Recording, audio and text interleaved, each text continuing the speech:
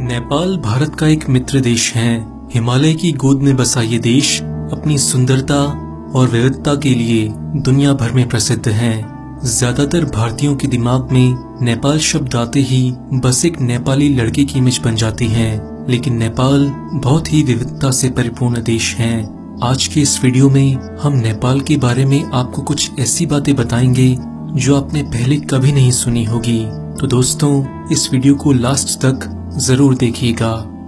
जब 19वीं और 20वीं शताब्दी में पूरा भारतीय उपमहाद्वीप ब्रिटेन के कब्जे में था, तब नेपाल ही ऐसा देश था जो आजाद था। नेपाल में कोई स्वतंत्रता दिवस नहीं मनाया जाता, क्योंकि नेपाल दुनिया के उन चुनिंदा देशों में से है जो कभी किसी देश का गुलाम नहीं रहा। नेपाल को साउथ एशिया का सबसे पुराना देश माना जाता है। नेपाल में 80 जातीय समूह हैं और 123 से ज्यादा भाषाएं हैं। नेपाल दुनिया के उन अनोखे देशों में से है जहां इतनी विविधता होने के बावजूद भी आज तक कोई दंगा फसाद नहीं हुआ। हिमालय का अधिकांश हिस्सा नेपाल में आता है। हिमालय को भारत की सरजमी से देखते हुए हम सोचते हैं कि हिमालय भारत का ही हिस्सा है, लेकिन ये अधूरा सच है। माउंट एवरेस्ट के साथ साथ हिमालय का अधिकांश हिस्सा नेपाल में आता है। दुनिया में नेपाल का झंडा ही ऐसा है जिसके 4 कोने नहीं हैं। इसके अलावा सभी देशों के झंडों के 4 कोने होते हैं। नेपाल के झंडे में 2 ट्रायंगल हैं, जिनमें से एक ट्रायंगल हिमालय की पहाड़ियों का प्रतीक है, तो दूसरा ट्रायंगल नेपाल के 2 धर्मों का, हिंदुइज्म और बुद्धिज्म का प्रतीक है। नेपाल दुनिया भर में अपने खूंखार गोरखा सैनिकों के लिए प्रसिद्ध है। गोरखा सैनिकों का मूल सिद्धांत है कि डरपोक होने से ज्यादा अच्छा है मर जाना।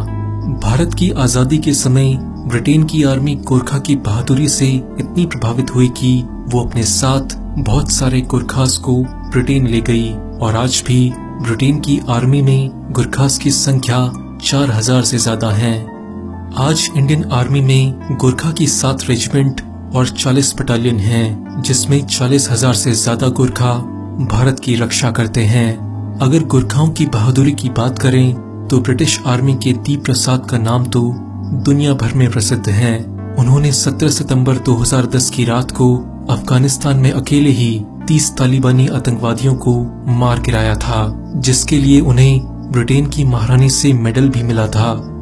जहां भारत में लोग मॉडर्न बनने के नाम पर नमस्ते करने की प्रथा को धीरे धीरे छोड़ रहे हैं, वहीं नेपाल में आज भी लोग नमस्ते की मुद्रा में हाथ जोड़कर एक दूसरे का अभिवादन करते हैं। कुछ समय पहले तक नेपाल एक हिंदू राष्ट्र था, लेकिन अब वो एक सेकुलर देश है। गाय नेपाल का राष्ट्रीय जानवर है। नेपाल में गाय को बहुत पूजनीय माना जाता है और उसको मारना और खाना नेपाल में इलीगल है। यही कारण है कि गाय आपको काठमांडू की सड़कों पर घूमती हुई मिल जाएगी। आप सबने एक रहस्यमयी जानवर येती के बारे में तो जरूर सुना होगा। माना जाता है कि ये जानवर नेपाल की पहाड़ियों में रहता है। माउंट एवरेस्ट पर सबसे पहले चढ़ाई करने वाले एडमंड हिलेरी ने भी इस जानवर को खोजने के लिए एक अभियान चलाया था।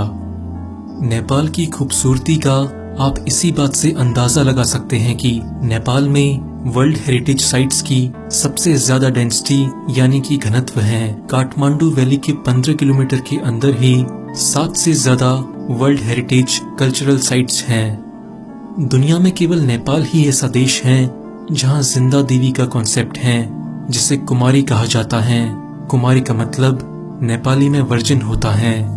भगवान बुद्ध का जन्म नेपाल के लुम्बिनी में हुआ था। इस जगह दुनिया भर से बौद्ध धर्म के अनुयायी आते रहते हैं। नेपाल में भगवान बुद्ध के प्रति लोगों में जबरदस्त श्रद्धा की भावना देखी जा सकती है। इसके साथ साथ महाशिवरात्रि नेपाल का बहुत बड़ा त्योहार है। दुनिया की 10 सबसे ऊंची पर्वत चोटियों में से 8 नेपाल में है। इसमें 8,848 मीटर की ऊंचाई वाली माउंट एवरेस्ट सबसे ऊंची है। माउंट एवरेस्ट को नेपाली भाषा में सागर माता कहा जाता है, जिसका मतलब है आसमान की देवी।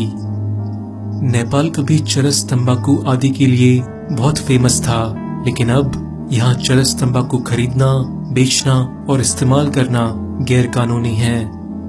नेपाल में चिड़ियाओं की 870 से ज्यादा स्पीशीज हैं। आप जानकर हैरान होंगे कि चिड़िया की इतनी स्पीसीज तो पूरे यूरोप में भी नहीं पाई जाती।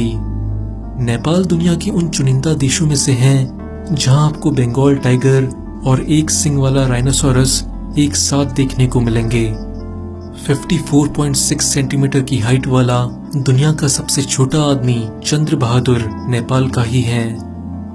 रामायण की मुख्य पात्र सीता माता का जन्म स्थल मिथिला नेपाल में ही है। नेपाल का सबसे फेमस फास्ट फूड मोमोज है।